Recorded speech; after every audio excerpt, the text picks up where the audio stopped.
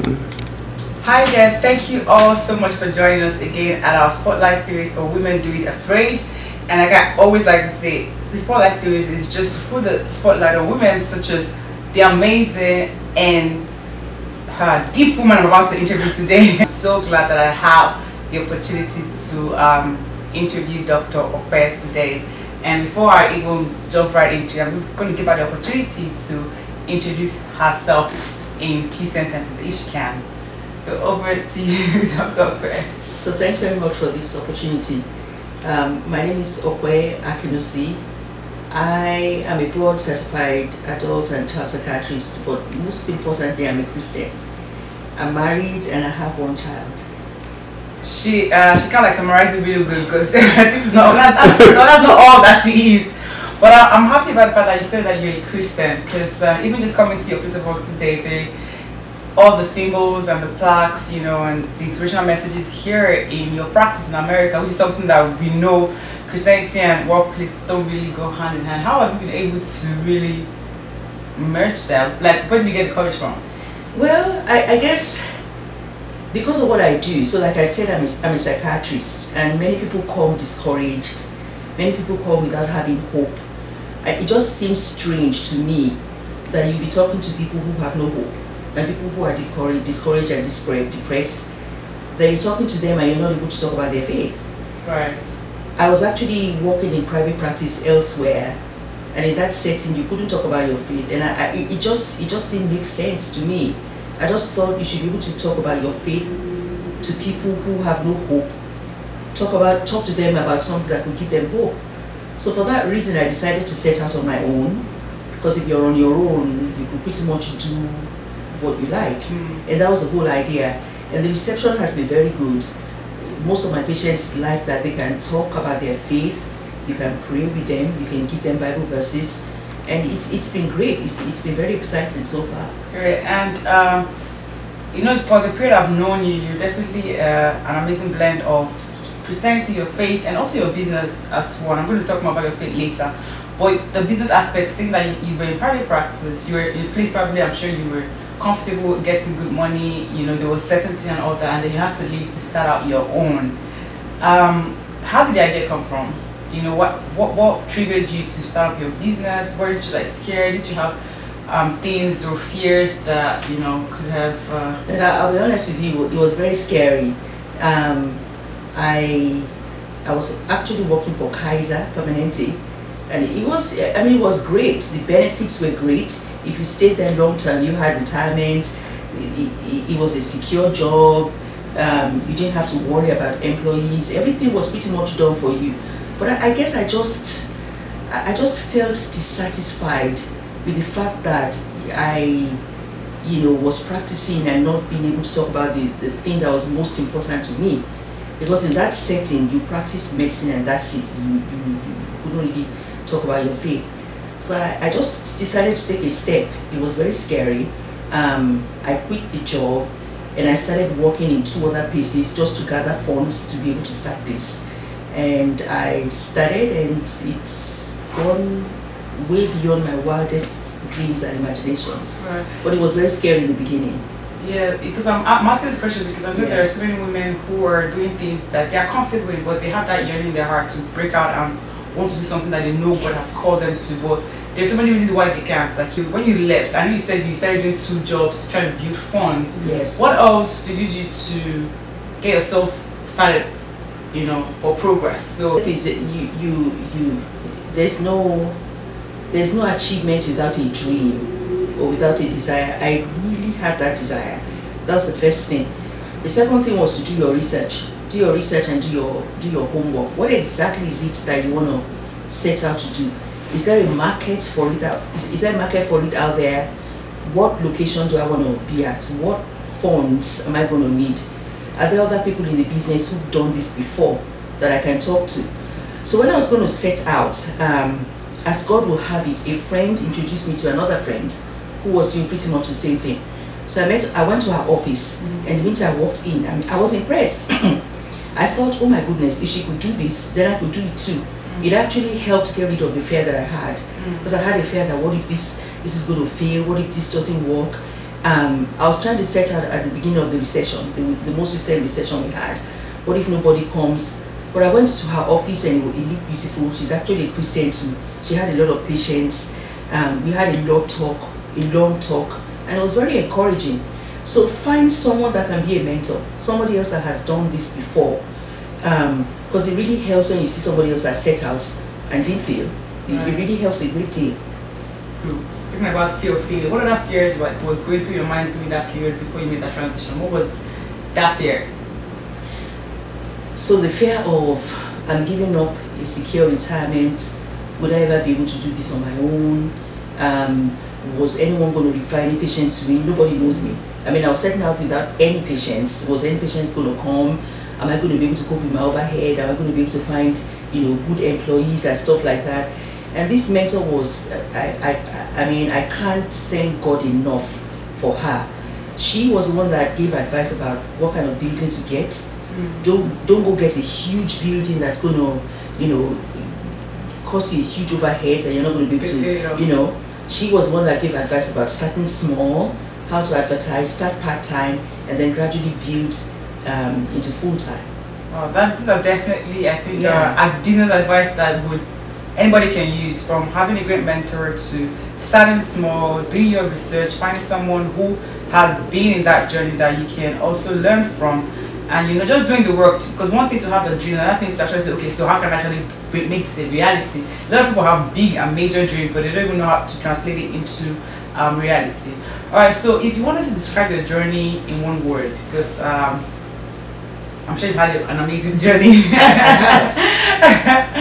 What would it be? What would you summarize the journey as, just in one word? Remarkable. I had a dream, but the reality has actually way surpassed the dream. Wow. This started 2011, and where I am at right now is not where I thought. It's actually better than where I thought I was going to be. If you asked me 6 years ago that would I be here, I would say no. I mean, I had a sense it would be good. It's just that it's been so much better than I thought it would have been. Okay, and about that is your professional journey, remarkable. What about your life journey in one word? So professional, personal, social, everything. There have been challenges, but God has been faithful. Alright, there's been challenges, but God has been faithful. And for the profession that you are in right now, is this something that you've always wanted to do? Well, I actually wanted to be a cardiologist. First I wanted to be a lawyer. Okay. And then my dad thought it was a better idea to be a physician. So then I went into medical school and I thought I was going to be a cardiologist. And I actually started out training that way, but I just didn't like it, and then I changed to psychiatry. Okay. And I think I made a great choice. Alright, great. And going back to fear, what does fear mean to you? When you hear the word fear? To me, fear means wanting to do something, but sitting there and just thinking and not taking any steps because of all the things you imagine will go wrong. Right.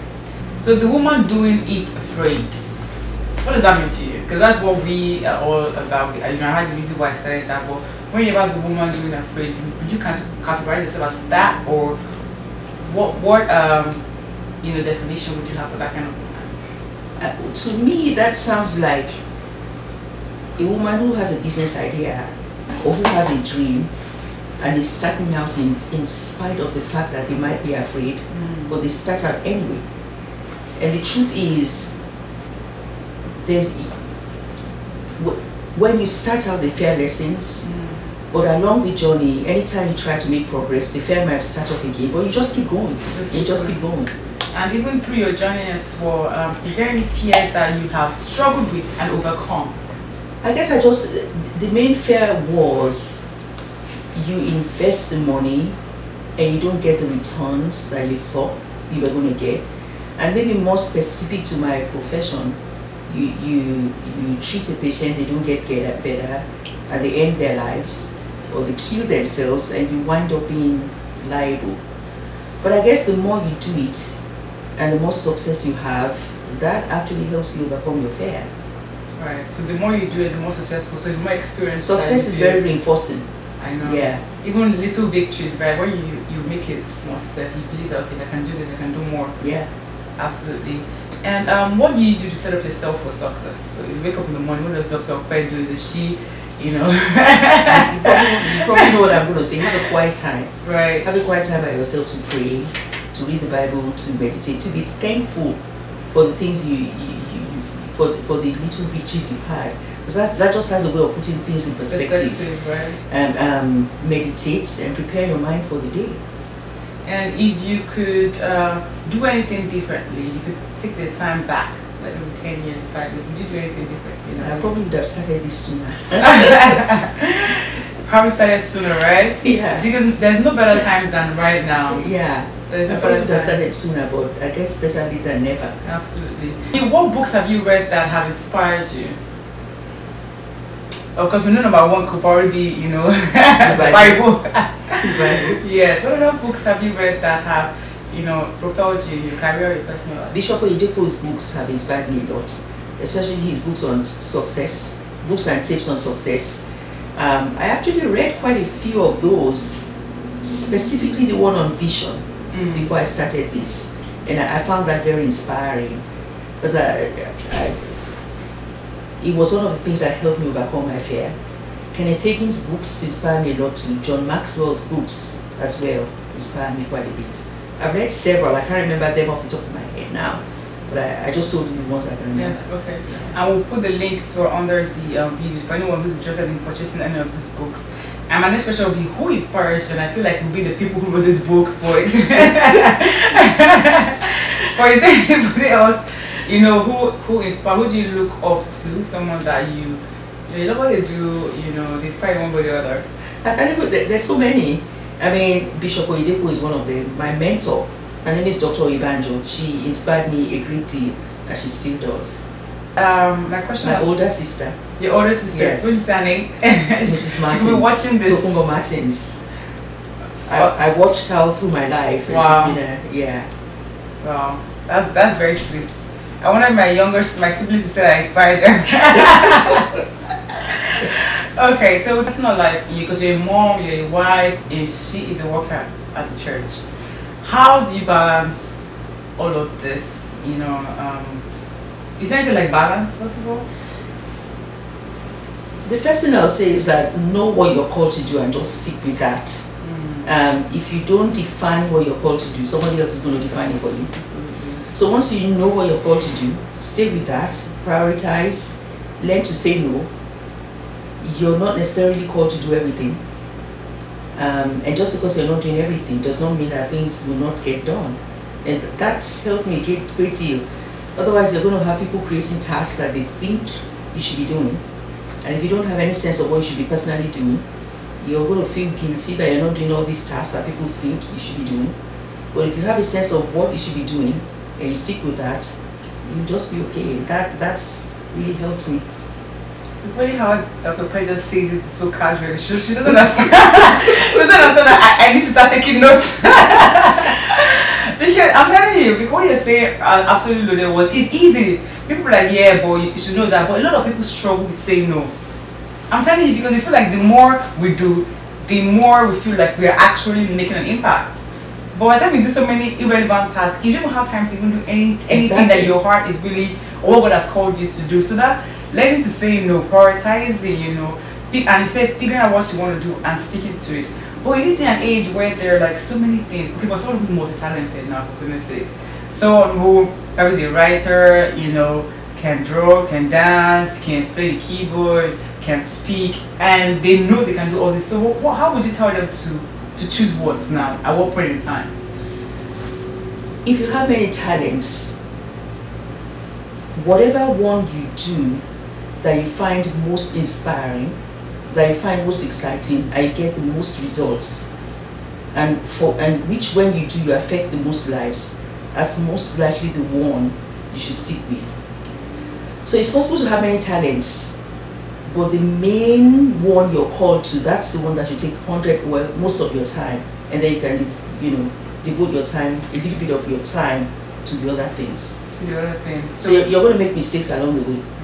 But as you go along the way, it becomes clear. Like the Bible says, the path of the just is, you know, like a shining light it becomes clearer what exactly it is. Because nobody wakes up one morning and has a clear sense of what they're supposed to be doing. It's in the process of doing that you notice that when I do this, I get more results. People tell me that I affect their lives positively. I get inspired, I get joy. And it becomes very clear, this is what I'm supposed to be doing. And you start narrowing down on that particular task, focusing more on that, devoting more time to that, rather than devoting more time to everything else you think you can do. Listen to people's voices or their opinions. That's the best way to really choose what you should focus on at that point in time. No, people's voices just confirm what you know yourself. So if you don't know yourself, other people are not going to help you to know. What other people say simply confirms what you already knew yourself. And even if you're multi-talented, there's a function of time over time. Even if you have 6 talents, over time, it's going to become clear what exactly you have the greatest strengths in. So there's a function of time. So people are going to come in and tell you you're good at this, you're good at this, you're good at this. But the more you do, and as time progresses as you're doing, it will become clearer which of these is the greatest of my strengths. Right. So back to the question about how do you balance everything that you have going on? Is that by choosing what's priority to you at that point in time, or how do you balance?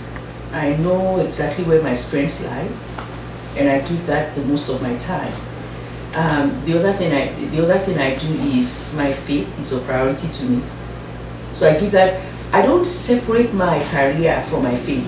I have them wrapped together. I don't have the sense that when I'm at work, this is work, and when I'm at church, this is church. For me, when I'm at work, I'm in church, and when I'm in church, I'm at work. So there's no dichotomy, if that makes sense to you.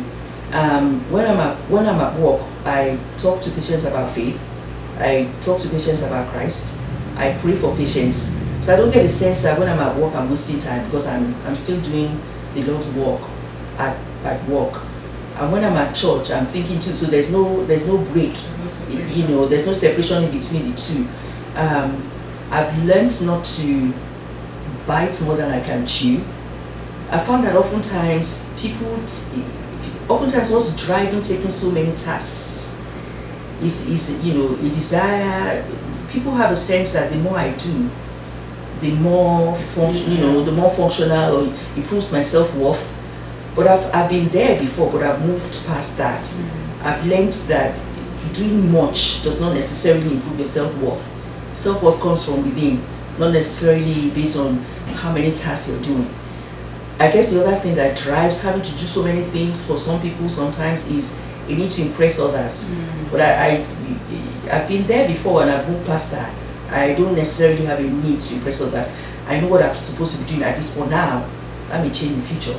I know what exactly I'm supposed to be doing, and I just stick with that. And I don't necessarily need affirmation to convince me to have to do so much more. And when you get to that point, you'll be at peace. You know you're doing what you're supposed to be doing. Other people may not agree, but most of the time you're in God's path. You have mature, godly believers affirming that every day, and you're at peace, and you won't have a need to take on so many things that make you feel overwhelmed. This is very, very interesting and timely, to be honest. Because we want to depend, or we have that unconscious idea that what people tell us is who we are, but people can affirm it today and then tomorrow they feel like you're dropping the ball, and then suddenly your self-worth begins to reduce and you feel like maybe you're not making an impact. But at the end of the day, it boils back to yourself. So investing in yourself, knowing what you've been called to do, knowing that okay, this is what I can do at this point in time, and people can't really tell you that. I believe it's, at the end of the day, it boils down to you and your relationship with God, because God is the only one who can say, okay, at this point in time, this is what is expected of you. So I'm just, just kind of like rephrasing what you said, because I believe it would really help in figuring out what are we supposed to do at this point in time in our lives. If we're trying to please people, those people can never really get satisfied. Taking on tasks, taking on activities, taking on stuff just to impress people or to make ourselves feel good. At the end of the day, when you go back, you feel like, oh yeah, I dropped the ball at this, or I dropped the ball on this. But are you investing in yourself? And even personally as well, I feel like when I keep giving, I'm not putting it back into myself. There's a level at which I get to that I have nothing else to give to anybody else anymore. You feel empty. Yeah. You know. Even as a professional, as well, you know, there are new certifications for a reason. There are new exams for a reason, because things keep changing. So you keep giving people from a certain level of water that you're filled up with. The time will come when the only thing left are rocks and dirt and sand and everything. So if you're out there, just always remember that there's time for everything, there's a phase for everything, and the investment you put into yourself is worth much more than probably affirmation that you get from other people out there. So, life lessons. What life lessons have impacted you? I once saw a patient, and that was before I started private practice. And the patient said, you know, there are two things that you do. You give us prescriptions for medication, and you also counsel. I think you're actually better than counseling. I mean, don't get me wrong, you do good with medications, but I think your strength is actually at counseling and getting people motivated to do what they're supposed to be doing than giving prescriptions. And I gave that a thought, because where I was working at that time, you had limited time to talk to patients. You just had to get them in and out within the short time you had. And it just, you know, the light bulb just went off, that I actually could be doing more than I was doing. And it was one of the many reasons that I decided I was going to set up on my own, where I could practice in a way I believe I could. And it's been very rewarding, because I have patients who come back and say, you've helped me turn my life around. I was heading in the wrong direction, and talking to you has really brought me hope. And that's just been very rewarding and very reinforcing for me as a person. Would you say that that's the best piece of advice you've been given? Advice, quote unquote, because what we don't advise, I guess it was more like an observation. Affirmation. Yeah. Right, more like an affirmation. So what's the best piece of advice you've been given to each other? I'll say it was what my mentor told me at the beginning, that you start small. Don't try to start big. Start small and gradually, steadily build up from there. And going back to mentors, thank you for mentioning that. What would you advise someone to look out for when choosing a mentor? Choose someone who has a dream that's similar to you, has set out on that dream, and has succeeded in implementing that dream. Choose someone who has a similar dream to what you have and has also succeeded at it, right? Well, you don't want to choose someone who's failed at that dream. You want to. What about if they have lessons from their failure that could steer you in the opposite direction? So they might have failed but didn't stay a failure. That's what I'm trying to say. Okay. So I mean, they set out. They might have made mistakes, but they learned from the mistakes, and they're succeeding right now. That's what you want. Because I believe if you want to set out in a dream, you want to succeed yourself. Absolutely. Exactly. Absolutely. So, doctor, is there any fear that you are walking through right now? Actually, you got me at a good time. Because I'm thinking of expanding. I'm thinking of expanding, and there's always the fear of, well, what if you expand too fast, and where's the money going to come from? Or what if you expand and then you don't have the business you feel in the expansion you started? But then I look at the past and I think, well, I had the same thoughts at the beginning, and look where we are at now. So I might as well take the step. If you look at the sky, like the Bible says, look at the sky, you will not sow. I might as well take the step. And what steps are you taking? Actual steps. So I've started researching, looking at a business plan. I've started talking to people. Okay. And the reason I've asked that question is because it's not just about having an idea. A lot of people just have ideas and don't even know, they don't take any actual steps. An idea is dead if you don't take steps. Absolutely. So once you have the idea, your best bet is to start taking steps immediately before fear. Before fear comes in and just convinces soaks you you, right? otherwise, yeah. Like you said, I'll just say go for it. If you have an idea in your mind, you're beginning to research it, proves to yourself that you're committed to that idea. And as you research, you're going to find out good things, and it's self-reinforcing. And as you research, you'll actually find that it's not as bad as you thought that it was after all. And you find that out, and that encourages you to keep taking steps and as you take steps, it starts feeling easier. There are going to be bumps on the way, but as you take steps, you find the solutions as well. What you don't want to do is to sit down and not take any steps, because the more the idea sits there without you taking any steps, the higher the likelihood you won't do anything.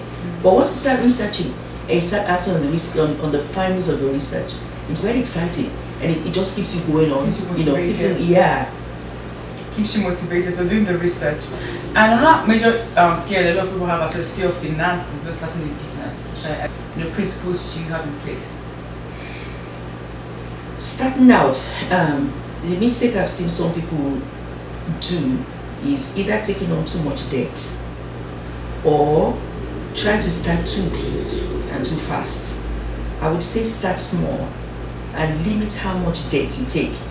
So when I was going to start, I didn't take any loans.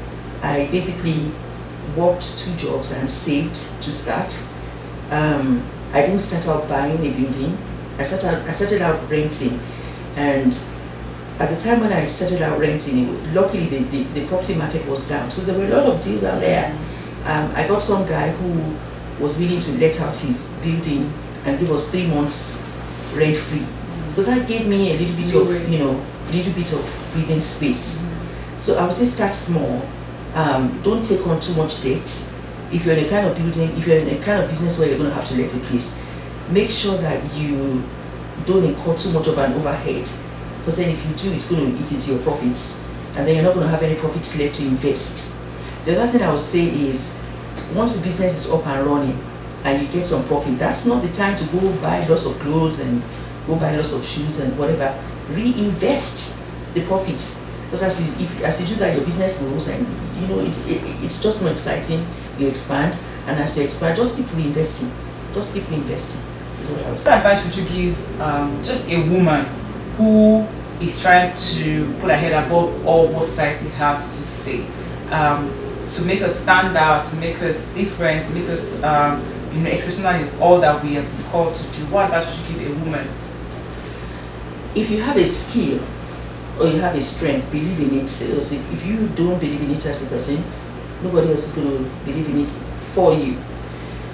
If you have a skill and a strength that you use to serve other people, use it very well. Whatever you do, do very well. Whatever you do, do with all your might. Because the people you serve with your skill, they're going to become your best referees. When I started out, I didn't have any patients. I had, luckily, the first day we opened our door, a patient came along, and I gave it all I had. I gave it my best. And it's those same patients that have gone to tell their friends, families, pastors. I pretty much haven't really done any advertising, but the patients self-advertise. So I'll say, if your business is to give a service, or whatever you do, do very well. Don't do it for eye service.